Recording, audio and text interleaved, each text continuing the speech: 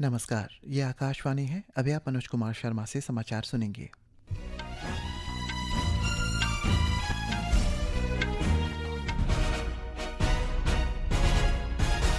पहले मुख्य समाचार। प्रधानमंत्री नरेंद्र मोदी ने कहा, सोमनाथ मंदिर अमृत महोत्सव भारत के दृष्टिकोण को आने वाले 1000 वर्ष तक प्रेरित करेगा। उन्होंने मंदिर के पुनर्निर्माण के 75 वर्ष पूरे होने पर वहां पूजा की। मुख्यमंत्री पेमा खांडू ने आज नाहरलगुन स्थित Tomo Riba institute of health and medical sciences TRIHMS के कार्डियोलॉजी विभाग को अरुणाचल प्रदेश की पहली बार सफलतापूर्वक percutaneous transluminal coronary angioplasty (PTCA) with intravascular lithotripsy (IVL) प्रक्रिया संपन्न करने पर बधाई दी। Sports authority of India (SAI) Naharlagun ने अरुणाचल प्रदेश के रूपा स्थित वांगडी इंडोर स्टेडियम में संपन्न हुई 29वीं क्योरोगी और 11वीं पुमसे राज्य स्तरीय टाइकोंडो चैंपियनशिप में ओवरऑल चैंपियन का खिताब हासिल किया।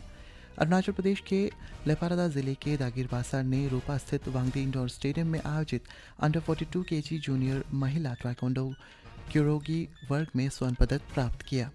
पश्चिम बंगाल के मुख्यमंत्री शुभेंदु अधिकारी ने सीमा पर बाड़ लगाने के लिए BSF को भूमि हस्तांतरित करने की घोषणा की।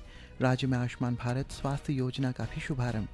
केंद्र ने विकसित भारत जी रामजी अधिनियम के 1 जुलाई से क्रियान्वयन की अधिसूचना जारी की। SBI के एक शोध के अनुसार वैश्विक चुनौतियों के बावजूद देश की अर्थव्यवस्था मजबूत, अगले वित्त वर्ष में 6.6% की वृद्धि का अनुमान। और IPL क्रिकेट में आज शाम पंजाब किंग्स का मुकाबला दिल्ली कैपिटल से। अब समाचार विस्तार से।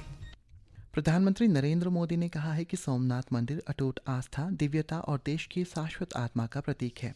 उन्होंने कहा कि सोमनाथ अमृत पर्व केवल अतीत का उत्सव नहीं, बल्कि ये आने वाले 1000 वर्षों तक देश की प्रेरणा बनेगी।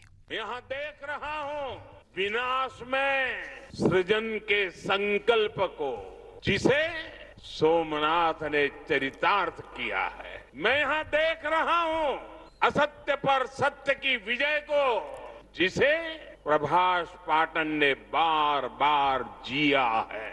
मैं यहाँ देख रहा हूँ हजारों वर्षों की आध्यात्मिक चेतना को, जिसने मानव मात्र के कल्याण की सीख समूचे विश्व को दी है। मैं यहाँ देख रहा हूँ भारत के उस अविनाशी स्वरूप को, जिसे सदियों के कुत्सित प्रयास भी न मिटा सके, न हरा सके। गुजरात में सोमनाथ अमृत महोत्सव को संबोधित करते हुए प्रधानमंत्री ने कहा है कि सोमनाथ लोगों को ये याद दिलाता है कि कई भी राष्ट्र तभी लंबे समय तक मजबूत से खड़ा हो सकता है जब वो अपनी जड़ों से जुड़ा हुआ रहे। आजादी के समय सरदार साहब ने 500 से ज्यादा रियासतों को जोड़कर एक भारत का आधुनिक स्वरूप गढ़ा था। तो साथ ही सोमनाथ के पुनर्निर्माण से उन्होंने दुनिया को बताया था, भारत केवल आजाद नहीं हुआ है, भारत अपने प्राचीन गौरव को पुनः हासिल करने के मार्ग पर भी अब आगे बढ़ चुका है। प्रधानमंत्री ने कहा है कि 11 मई 1998 को 3 परमाणु परीक्षण किए गए थे, जिनके माध्यम से देश के वैज्ञानिकों ने भारत की क्षमताओं का प्रदर्शन पूरी दुनिया के सामने किया। दुनिया भर की शक्तियां भारत को दबोचने के लिए मैदान में उतरी। अनेक प्रकार के बंधन लग गए। उस समय पूरी दुनिया का दबाव भारत पर था, लेकिन अटल जी के नेतृत्व में बीजेपी सरकार ने दिखाया था कि हमारे लिए राष्ट्र प्रथम है। दुनिया की कोई ताकत भारत को झुका नहीं सकती। इससे पहले प्रधानमंत्री ने सोमनाथ महादेव मंदिर में विशेष पूजा अर्चना की। उन्होंने सोमनाथ मंदिर के शिखर से कुंभाभिषेक किया। मंदिर के इतिहास में पहली बार शिखर पर 11 तीर्थ स्थलों से लाए गए पवित्र जल से जलाभिषेक भी किया गया। इस बीच वायुसेना ने एयर शो किया, जिनमें सूर्य किरण एरोबेस्टिक टीम ने सोमनाथ के ऊपर मनमोहक करतब दिखाए। हेलीकॉप्टर के जरिए पुष्प वर्षा की गई। इसके बाद श्री मोदी ने विशेष प्रदर्शनी का अवलोकन भी किया। रक्षा मंत्री राजनाथ सिंह ने सोमनाथ मंदिर के पुनर्निर्माण की 75वीं वर्षगांठ के उपलक्ष्य में आयोजित सोमनाथ स्वाभिमान उत्सव के अवसर पर देशवासियों को हार्दिक शुभकामनाएं दी है। सोशल मीडिया पर एक पोस्ट में उन्होंने कहा है कि ये उत्सव भारत की शाश्वत ऊर्जा का उत्सव है और सोमनाथ मंदिर भारत की आध्यात्मिक चेतना और आस्था का सशक्त प्रतीक है।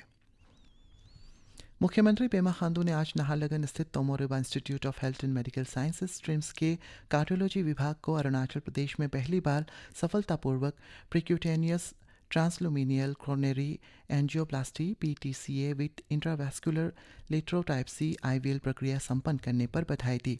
ये जटिल triple vessel coronary artery disease तथा भारी कैल्शियम जमा से पीड़ित के मरीज पर किया गया है। मुख्यमंत्री ने इसे अरुणाचल प्रदेश की स्वास्थ्य सेवाओं के लिए एक ऐतिहासिक उपलब्धि बताते हुए सोशल मीडिया पोस्ट में कहा है कि ट्रिम्स ने नियमित एंजियोप्लास्टी प्रक्रिया पहले से ही सफलतापूर्वक की जा रही है और अब तक 1000 से अधिक सफल मामले भी पूरे किए जा चुके हैं। हालांकि ये प्रक्रिया अत्यंत दुर्लभ और जटिल तथा राज्य में अपनी तरह की पहली प्रक्रिया रही। उन्होंने कहा कि इंट्रावैस्कुलर लिथोट्राइप्सी तकनीक का सफल उपयोग ये राज्य में उन्नत हृदय चिकित्सा सेवा के क्षेत्र में एक बड़ी उपलब्धि है। Sports authority of India SAI Naharlagun ने रूपा स्थित वांगडी इंडोर स्टेडियम में रविवार को संपन्न हुए 29वीं क्योरुगी और 11वीं पुमसे राज्य स्तरीय ताइक्वांडो चैंपियनशिप में ओवरऑल चैंपियन का खिताब हासिल किया। अरुणाचल ताइक्वांडो एसोसिएशन द्वारा आयोजित इस प्रतियोगिता में 20 जिलों 4 विद्यालयों साई नाहरलगुन तथा सांगे लाहदेन स्पोर्ट्स अकेडमी ईटानगर के कुल 632 प्रतिभागियों ने हिस्सा लिया। कालाकतांग विधायक शेतेन चौंबे ने सोशल मीडिया पोस्ट में कहा है कि अत्यंत गर्व की बात है कि अरुणाचल प्रदेश अब ताइक्वांडो पुमसे में न केवल राष्ट्रीय स्तर पर बल्कि अंतर्राष्ट्रीय स्तर पर भी अपनी पहचान बना रही है। उन्होंने कहा कि इस प्रकार की प्रतियोगिताएं राज्य के युवा खिलाड़ियों को अपनी प्रतिभा, अनुशासन और समर्पण दर्शाने के लिए सशक्त मंच प्रदान करने के साथ ही अधिक से अधिक युवाओं को खेलों से जोड़ने के लिए प्रेरित करती है।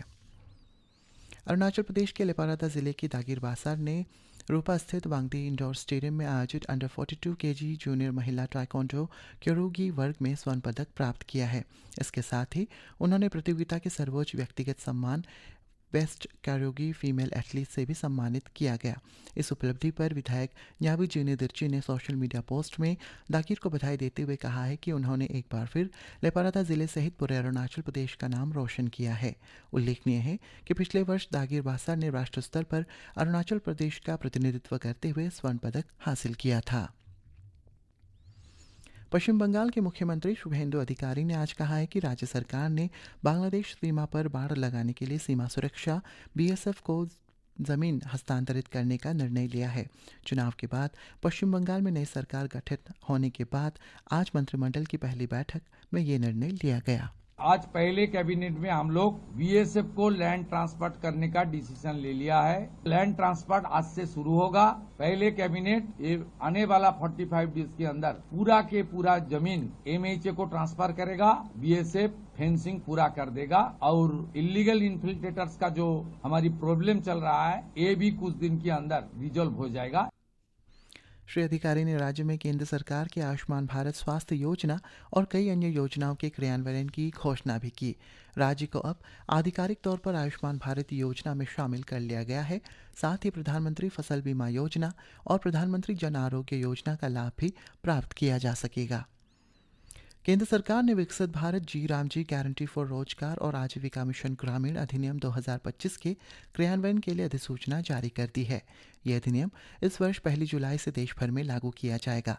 देश भर में नए ढांचे के क्रियान्वयन के लिए मौजूदा वित्त वर्ष में 95,692 करोड़ का प्रावधान किया गया है। एक रिपोर्ट। विकसित भारत जी रामजी अधिनियम 20 साल पुराने महात्मा गांधी राष्ट्रीय ग्रामीण रोजगार गारंटी अधिनियम 2005 की जगह लेगा। इस नए अधिनियम का उद्देश्य एक वित्तीय वर्ष में रोजगार गारंटी को 100 दिन से बढ़ाकर 125 दिन करना है। इसके अलावा यह अधिनियम समय पर मजदूरी के साथ साथ पारदर्शी और जवाबदेही भुगतान पर जोर देता है। यदि निर्धारित समय के भीतर किसी को काम उपलब्ध नहीं कराया जाता है तो इस नए अधिनियम में बेरोजगारी भत्ता देने का भी प्रावधान है। दीपेंद्र कुमार, आकाशवाणी समाचार, दिल्ली। सूचना और प्रसारण मंत्री अश्विनी वैष्णव ने मौजूदा वैश्विक अनिश्चितताओं को देखते हुए नागरिकों और कारोबारियों से विदेशी मुद्रा में आवश्यकता वाली वस्तुओं पर होने वाले खर्च को कम करने का आग्रह किया है। आज नई दिल्ली में आयोजित CII के वार्षिक व्यापार शिखर सम्मेलन को संबोधित करते हुए श्री वैष्णव ने कहा है कि पश्चिम एशिया में संघर्ष अभी जारी है और शांति की स्थिति अभी दूर है। देश के लिए आर्थिक मोर्चे की जिम्मेदारी से काम करना अभी महत्वपूर्ण है। उन्होंने इस बात पर जोर दिया है कि नागरिकों को अपने दैनिक जीवन में उन क्षेत्रों की पहचान करनी चाहिए जहां विदेशी मुद्रा का खर्च कम किया जा सके। और आईपीएल में आज पंजाब किंग्स का सामना दिल्ली कैपिटल्स से होगा। यह मैच शाम 7:30 बजे से धर्मशाला में खेला जाएगा। इसी के साथ ये समाचार बुलेटिन समाप्त हुआ। नमस्कार।